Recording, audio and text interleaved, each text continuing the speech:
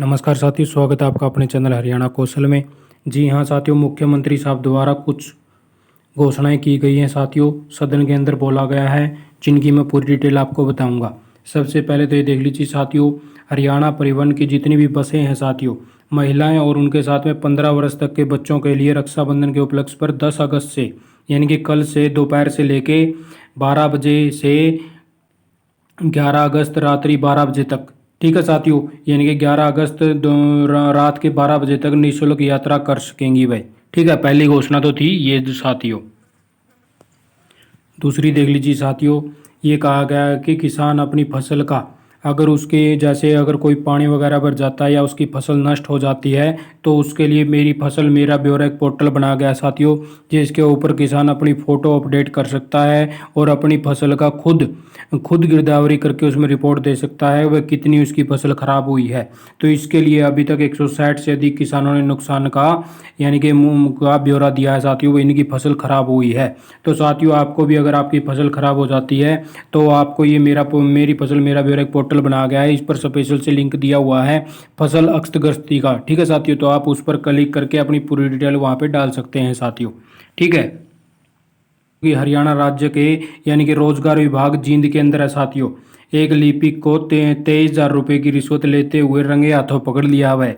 यानी कि ये एक क्लर्क लगा हुआ था रोजगार विभाग में, और जब एक व्यक्ति का यानी कि भत्ता नहीं आ रहा था उसके अकाउंट में, तो उसको भत्ता दिलाने के लिए यानी कि बेरोजगारी भत्ते की राशि का भुगतान करने के संबंध में उसने 23,000 रुपये की रिश्वत मांगी थी भाई, कि मैं तेरे जुक्र मान ले 40-50 हज़ार रुपये होंगे उसके, अब ये तेरे पैसे मैं डलवा दूंगा खाता में, तो मैंने 23,000 रुपये दे दे। तो उसने उसकी आंबर ली और उसकी 23,000 रुपये पकड़ा दी, और साथ में इंटेलिजेंस ब्यूरो यानी कि उसको टीम को फ़ोन कर दिया। तो उन्होंने उसको फाइल करने की एवज में पैसे मांग रहा था, तो उन्होंने उसको पकड़ लिया, वह गिरफ्तार कर लिया अभी इस क्लर्क को।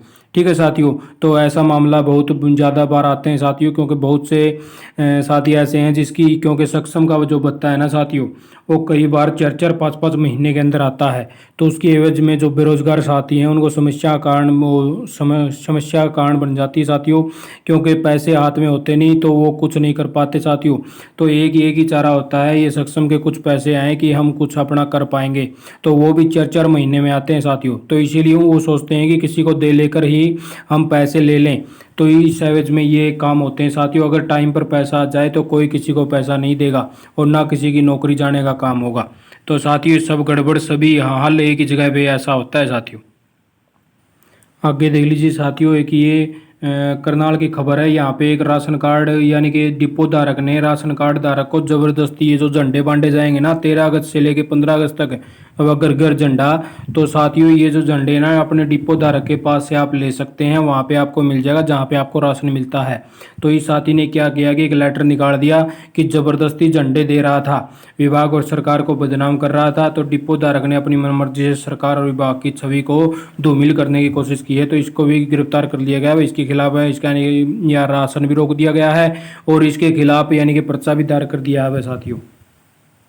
अलग अलग मामलों में सुप्रीम कोर्ट के निर्णय में बाकी उसके बाद सभी प्रक्रिया पूरी कड़ी से लागू कर दिया जाएगा। सीएम ने विधानसभा में राज्य में अनुसूचित जाति के कर्मचारियों वर्ग ए और वर्ग बी यानी कि जो कैटेगरी ए और बी है को पदोन्नत करने के आरक्षण के संबंध में बोल रहे थे। ठीक है साथियों, यानी कि इनके बारे में आरक्षण के लिए मुख्यमंत्री साहब ने घोषणा करी है।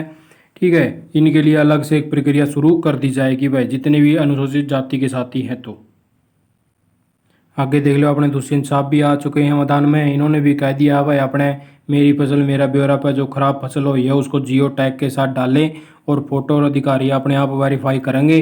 ठीक है, जिस खेत की फोटो अपलोड की गई है उसी लोकेशन पर जाएंगे। यह एक सरल प्रक्रिया है भाई।